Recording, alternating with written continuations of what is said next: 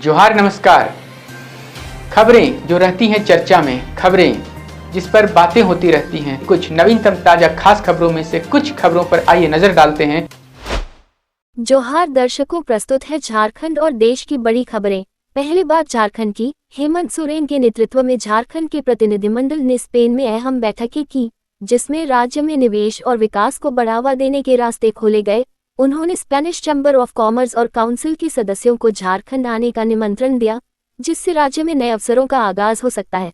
साथ ही सीएम के साथ गए प्रतिनिधि ने अल्जीरिया में एनजीओ के साथ भी चर्चा की, जो शिक्षा, स्वास्थ्य और महिला सशक्तिकरण के क्षेत्र में काम कर रहे हैं। इन बैठकों से झारखंड के लिए नई योजनाओं और सहयोग के रास्ते खुलने की उम्मीद है। अब राज्य में विकास और प्रगति की नई दिशा मिल सकती है।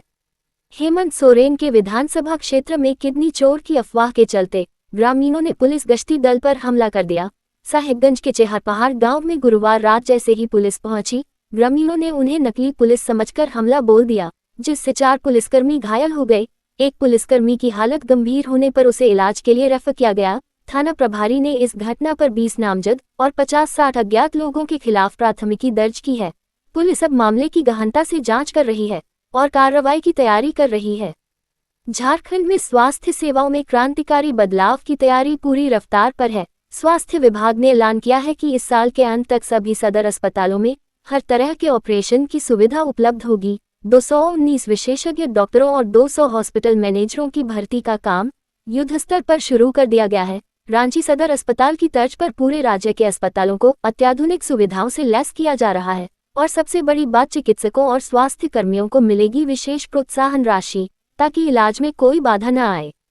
झारखंड में अब स्वास्थ्य व्यवस्था को दुरुस्त करने की बड़ी तैयारी शुरू हो गई है। स्वास्थ्य विभाग के अपर मुख्य सचिव अजय कुमार सिंह ने सभी सिविल सर्जन और अस्पताल उपाधीक्षकों के साथ मैराथन समीक्षा बैठक की। आदेश साफ है, खाली पदों को तुरंत भरा जाए। विशेषज्ञ डॉक्टरों का पैनल इसी महीने तैयार हो। सदर अस्पतालों की ओर अब बनेंगी हाईटेक ऑपरेशन थिएटर और स्वास्थ्य केंद्रों की मरम्मत से लेकर एम्बुलेंस सुधार तक पूरा खाका तैयार कर लिया गया है। साफ है, सरकार अब स्वास्थ्य सेवाओं को चमकाने में कोई कसर नहीं छोड़ना चाहती।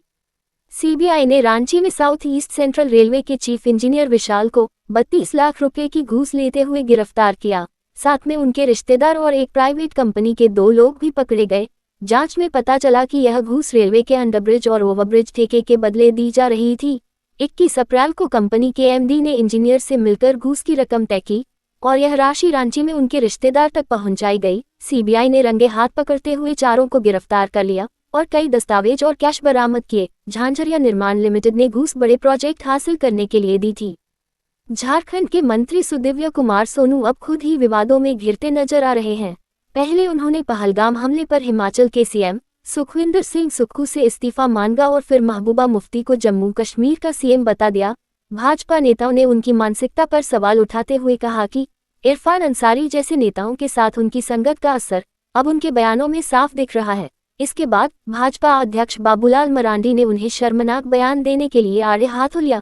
क्या सुदिव्य कुमार सोनू अब अपनी फजीहत सुधारने के लिए एक और प्रेस कॉन्फ्रेंस करेंगे? झारखंड में मनिया सम्मान योजना के हजारों लाभार्थियों के लिए अप्रैल की किस्त पर संकट आ गया है। जिनके बैंक खातों से आधार लिंक नहीं है, उन्हें इस बार 2500 रुपये की मदद नहीं मिलेगी। विभाग ने चेतावनी दी है कि 3 दिन में आधार सीडिंग करानी होगी, वरना राशि रुक जाएगी। करीब 10,000 लाभार्थी अभी भी इस काम को नहीं करवा पाए हैं। यदि राशि रोक दी जाती है तो फिर इसे दोबारा हासिल करना आसान नहीं होगा और इसके लिए कड़ी मेहनत करनी पड़ेगी। रांची में अपराधियों के हौसले अब और भी बढ़ गए हैं, जब बाइक सवार बदमाशों ने इटकी थाना क्षेत्र में एक युवक को गोली मार दी। घटना में घायल युवक की हालत गंभीर बताई जा रही है और उसका इलाज जारी है। पुलिस ने अज्ञात अपराधियों के खिलाफ जांच शुरू कर दी है और वारदात के पीछे की वजह तलाशने में जुटी है। ये घटना राजधानी में बढ़ते अपराधों को लेकर सवाल खड़े कर रही है। अब देखना यह है कि पुलिस अपराधियों तक कब पहुंच पाती है। झारखंड एटीएस ने एक बड़ी कार्रवाई करते हुए 4 आतंकवादी संदिग्धों को गिरफ्तार किया, जिनमें एक महिला भी शामिल है। इन आरोपियों के पास से पिस्तौल, कारतूस, लैपटॉप, मोबाइल और प्रतिबंधित दस्तावेज बरामद किए गए हैं, जो उनके आतंकवादी गतिविधियों में शामिल होने की पुष्टि कर रहे हैं। गिरफ्तार आरोपियों का संबंध हिजब उत तहरीर, अल-कायदा और आईएसआईएस जैसे प्रतिबंधित आतंकवादी संगठनों से है। पुलिस ने गुप्त सूचना पर यह कार्रवाई की और आरोपियों से गहन पूछताछ शुरू कर दी है। एटीएस जांच कर रही है कि इन आरोपियों के पीछे एक संगठित आतंकवादी मॉड्यूल काम कर रहा था। शुक्रवार को झारखंड में तापमान 40 डिग्री सेल्सियस से ऊपर पहुंच गया, लेकिन राहत की खबर है। 26 अप्रैल से तेज हवाएं, बारिश और वज्रपात का तांडव शुरू होगा। विभाग ने येलो अलर्ट जारी किया है, खासकर आंधी और बिजली गिरने की संभावना के चलते।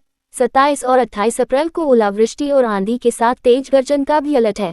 तापमान में 5-7 डिग्री की गिरावट होगी और मौसम ठंडा और सुहावना हो जाएगा, इसलिए सावधान रहें, खुली जगहों से दूर रहें और इस मौसम का मजा लें।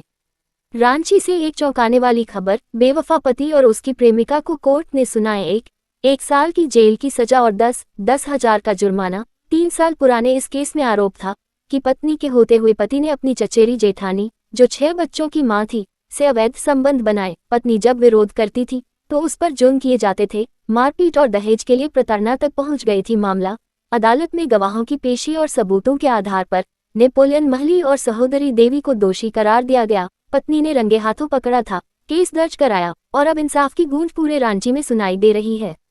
अब खबरें देश दुनिया की। भारतीय रेलवे ने अब यात्रियों के लिए जनरल टिकट खरीदने का तरीका और भी आसान बना दिया है। अब लंबी कतारों में लगने की जरूरत नहीं, क्योंकि यूटीएस ऑन मोबाइल ऐप के जरिए घर बैठे ही जनरल टिकट बुक किया जा सकता है।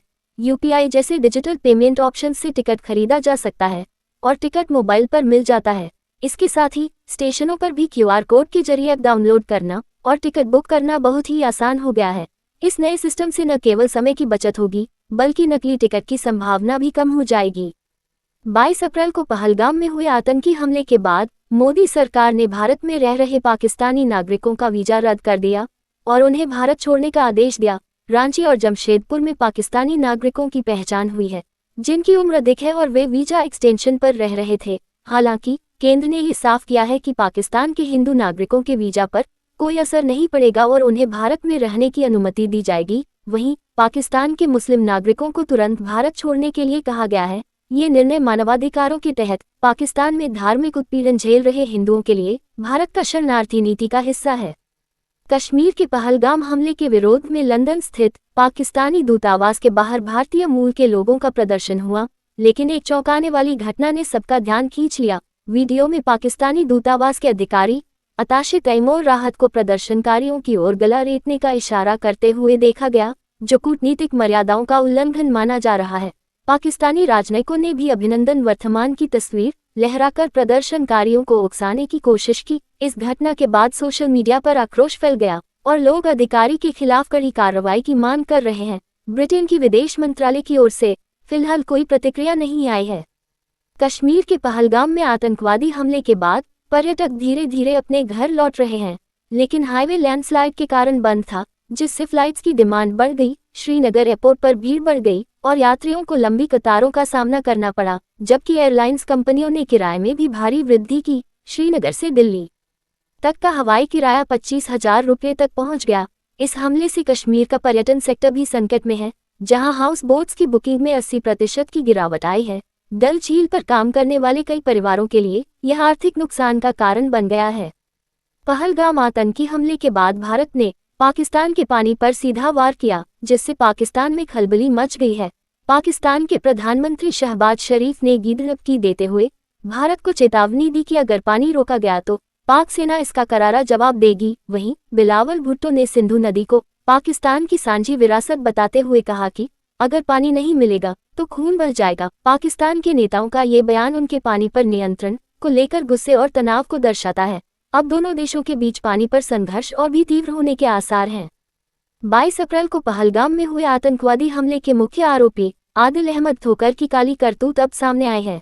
पाकिस्तान से ट्रेनिंग लेकर लौटे आदिल ने अपने आतंकी साथियों के साथ मिलकर पर्यटकों को निशाना बनाया, जिससे 26 बेगुनाहों की जान चली गई। आदिल और उसके साथियों ने हाईटेक हथियारों से हमला किया और बाद में जंगलों में छिपकर भाग गए। उसकी खुफिया जानकारी के मुताबिक वह पाकिस्तान में लश्कर-ए-तैयबा से जुड़ा था। अब जम्मू कश्मीर पुलिस ने उसे और उसके साथियों को पकड़ने के लिए सर्च ऑपरेशन शुरू किया है और सूचना देने पर 20 लाख रुपए का इनाम भी रखा गया है। प्रधानमंत्री मोदी ने रोजगार मेला के तहत 51,000 युवाओं को सरकारी नौकरी का नियुक्ति पत्र प्रदान किया और कहा कि भारत का युवा आज दुनिया को अपनी ताकत दिखा रहा है। उन्होंने बताया कि युवा देश के आर्थिक तंत्र, आंतरिक सुरक्षा और आधुनिक इंफ्रास्ट्रक्चर के निर्माण में महत्वपूर्ण भूमिका निभाएंगे। पीएम ने मेक इन इंडिया के तहत युवाओं के लिए नए अवसरों की बात की और देश की अर्थव्यवस्था को मजबूत करने के प्रयासों को साझा किया। उन्होंने भारत की बेटियों की सराहना की जिन्होंने यूपीएससी जैसी परीक्षाओं में शीर्ष स्थान हासिल किए। इसके साथ ही ग्रामीण महिलाओं के सशक्तिकरण के लिए सरकार की योजनाओं को भी उजागर किया जिनसे लाखों महिलाएं जुड़ी हैं।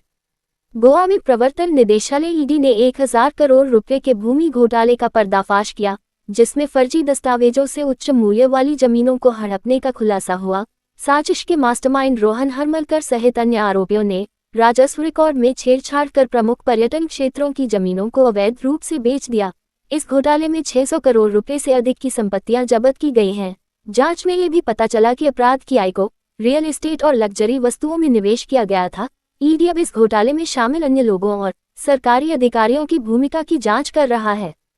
प्यार वाकई अंधा होता है। अम्बेडकर नगर से आई है एक सनसनीखेज खबर, जहां 52 साल की महिला ने अपने ही पोते की उम्र के युवक से रचाई शादी। 4 बच्चों की मां, समाज और रिश्तों की सभी सीमाएं लांघकर प्रेमी के साथ मंदिर में फेरे ले बैठी। दादी पोते जैसे रिश्ते को इन्होंने बना दिया पति पत्नी का बंधन और अब पूरा गांव कर रहा है इनका बहिष्कार। हैरान करने वाली ये कहानी पूरे इलाके में चर्चा का विषय बन गई है। तो कैसी लगी आपको हमारी ये खबर, ये हमें कमेंट बॉक्स में लिखकर ज़रूर से बताएं और ऐसे ही नवीनतम ताज़ा अपडेट्स, खास खबरों से रूबरू बने रहने के लिए बने रहें हमारे संग। कैमरा के पीछे से मेरा सहयोग कर रहे अजय महतो, आनंद चौहान और युगल किशोर भगत के साथ मैं विजयदत्त पिंटू रांची।